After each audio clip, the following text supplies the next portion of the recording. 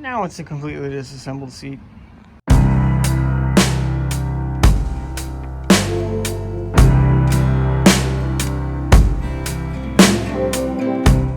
On my third Wrangler TJ teardown video, I'm going to go over some of the interior parts I took apart, pull apart the seats, pull apart the bar, and some of the other componentry. Show you some of the body issues and some of the areas that are problematic and some of the special features. Hope you enjoy it. Thanks for watching. This is the data plate. It has all your options for your car, specifically for the TJ. It's located under the driver's seat.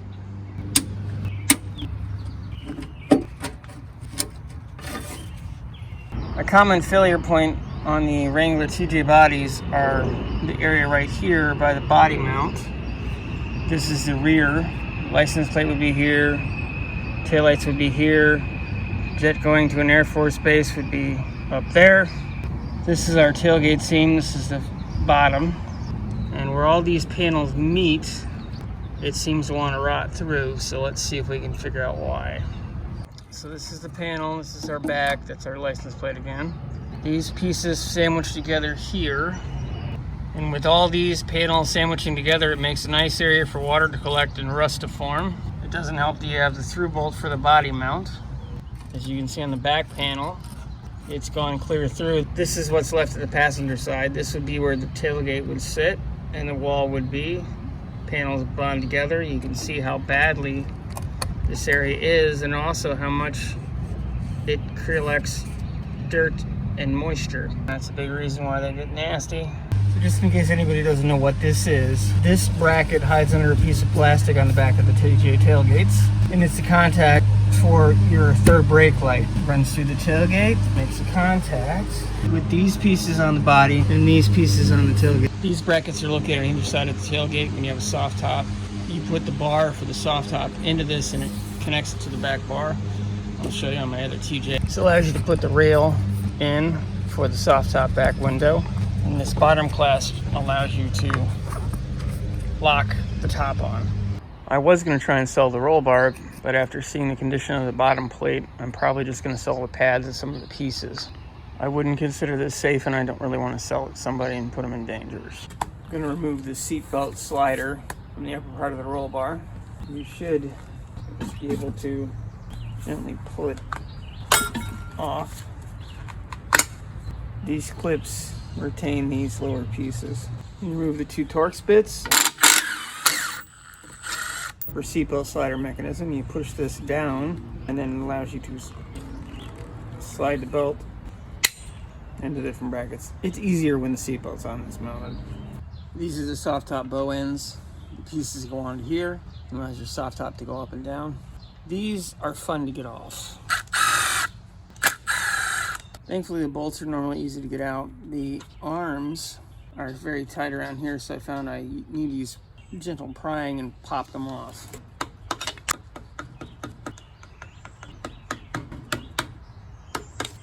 You do want to be careful with these if you plan on reusing them because they are plastic and they can break. We're going to pull the zippers down. These are normally kind of fun. You want to be gentle with them. There's so much dirt and stuff that collects in the tracks that they can be kind of fun to take off. You just want to take your time because these will snap as well.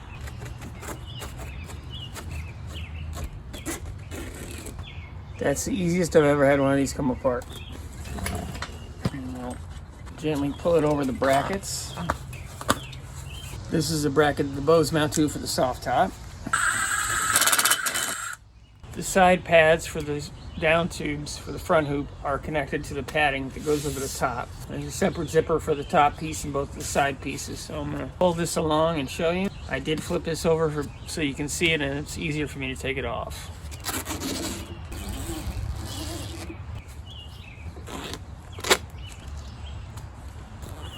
That gives us access to the front bolts for the overhead bar for the front area, for the windshield. And then we'll flip it back over, take the sound bar off, and then we can get this padding off. So flip the bar back over. This bar connects from the roll bar main hoop. It holds your top bracket that allows you to put your soft top doors and your top on in this place as well. And then this connects to the windshield frame. Now we're going to release this Velcro, and that'll help us get our sound bar off. With our Velcro off, we can pull it back, pull back the padding, and expose our torque spits for the sound bar. We'll do the same on the other side, then we can pull our sound bar off and pull our front hoop pad off. One thing you will deal with on the driver's side is the wiring for the speakers and possibly the dome light, depending on what model it is. It snakes up and runs down the bar. This one's had some interesting stereo modifications, and that's pretty common. You just want to piece it and pull it through, and you'll be able to remove your sound bar as one unit. Now we can remove our sound bar. As I was mentioning, it has speakers, and most models have a dome light. Some don't go all the way across, depending on the model here. Now we can easily remove our main hoop bar padding. Then we'll get our last piece of padding off. I find it's easier if you try to squeeze the separated ends together when you first start pulling. You can get tight around the bends, so you want to take your time.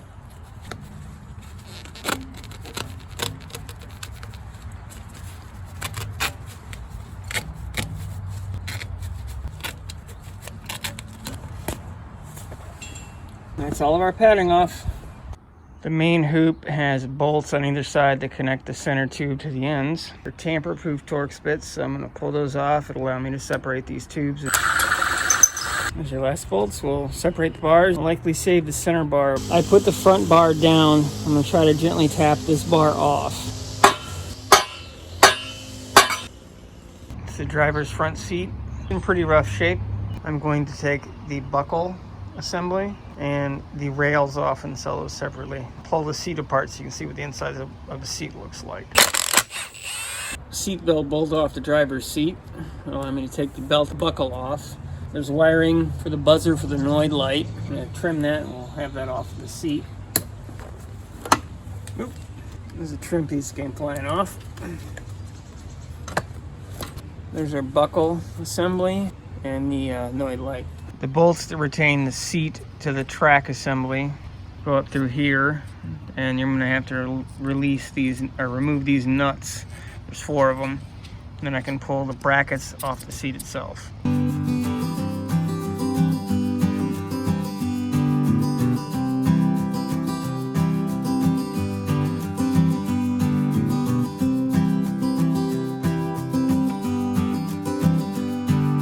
We're looking at the seat brackets upside down, so this would be the body, and this arm, when you pull it, it releases these tension arms, allowing you to slide the rails back and forth, and when you release it, it'll click into the next position.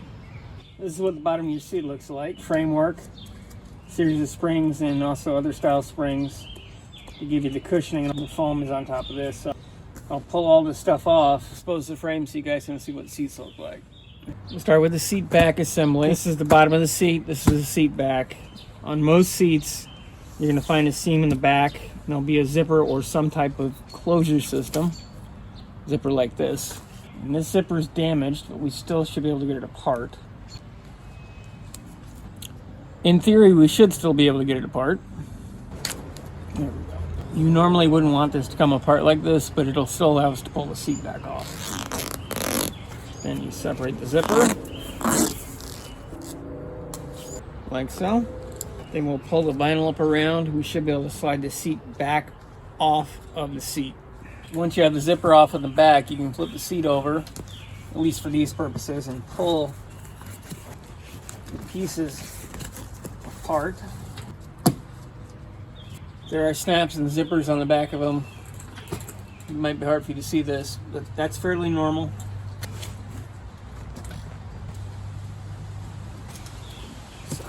Being stubborn. And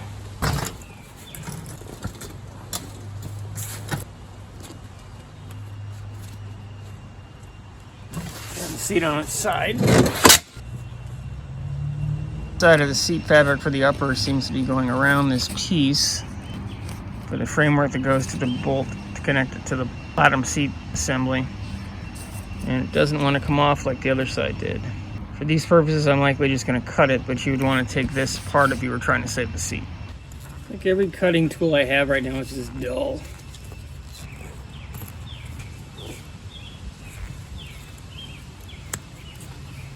That should allow us to pull our seat back vinyl off, and then we can pull our cushioning off the frame.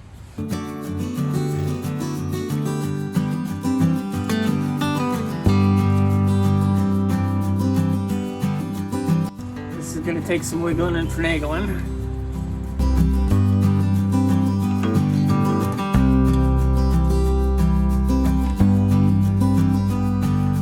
There may also be Velcro or other materials connecting the seat cover to the seat padding.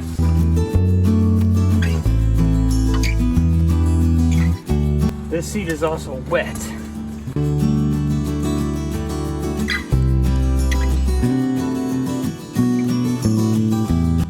As long as you go slow and carefully, you shouldn't damage the pad.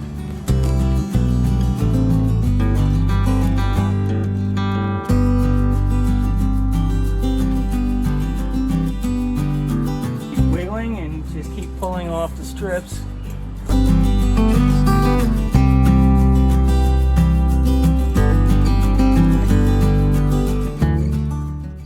There's the top cover off, foam pad at least.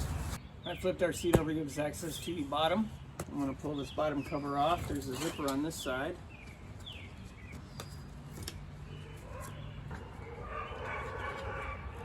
Pardon the dogs.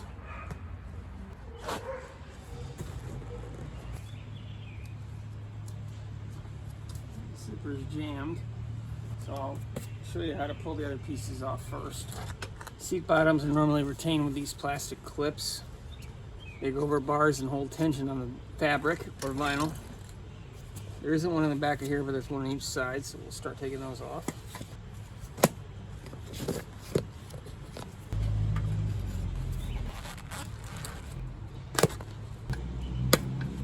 This side just clips in, and this side has the same roll style as the bottom of the seat front. Once you get them started, it's normally pretty easy to keep rolling all the way over the top and off of the rod. If you do plan on using the material, make sure to be gentle. And this just rolls over this bar here. So that's all of our sides free. Now we'll mess with the zipper again. This zipper is frozen, so I'm going to try with a couple pairs of pliers. If it doesn't work, then I'll snip it and peel it, since I'm not trying to save this seat. You can use cleaning materials and air and try to free up the gunk around the zipper.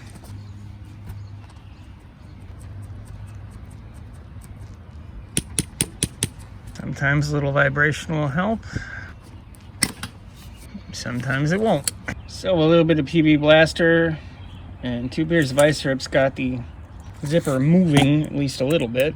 Sorry for the camera bump. I'm going to have to keep tapping at it to get it off, but the general idea is be gentle and it will come apart.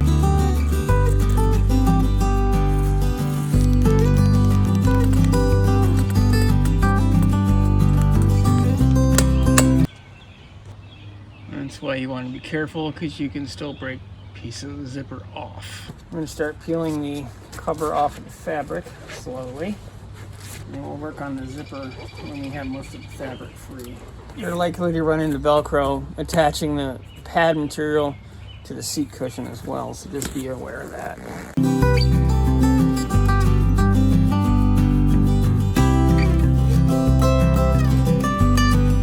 Around these back corners, you're going to want to be careful because the material can tear.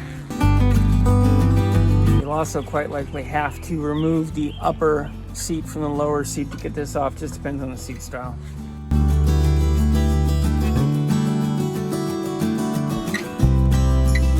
Around these mechanisms, you will want to either be very careful, or you might have to take them apart so you don't tear it. I'm going to gently attempt to pull this over. There we go. In order to make it easier to show you what's going on, and because it'll just make it easier for me too, I'm going to separate the seat back upright from the lower frame.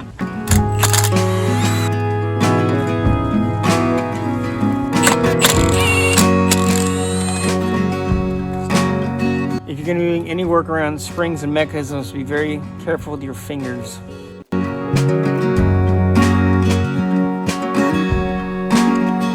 Now we should be able to take the lower pad and cover off the bottom frame.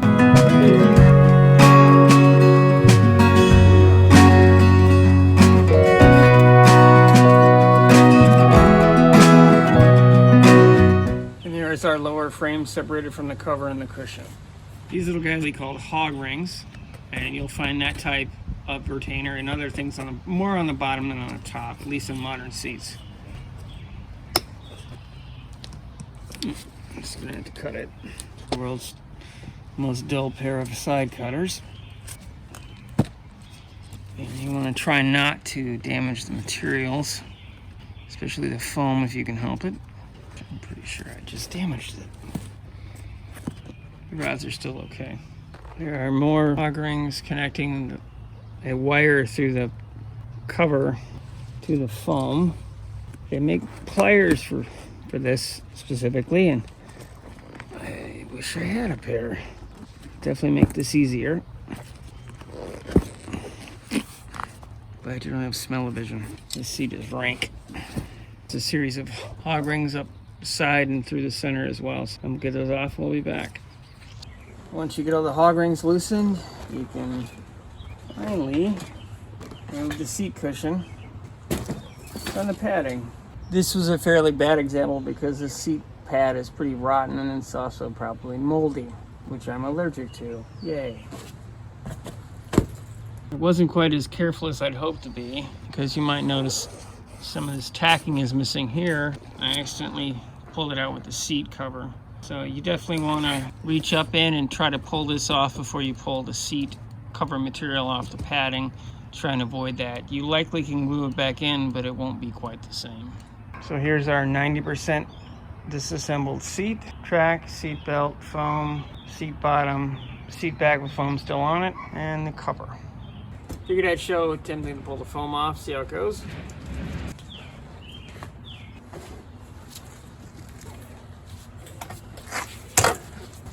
If this is glued up here or not.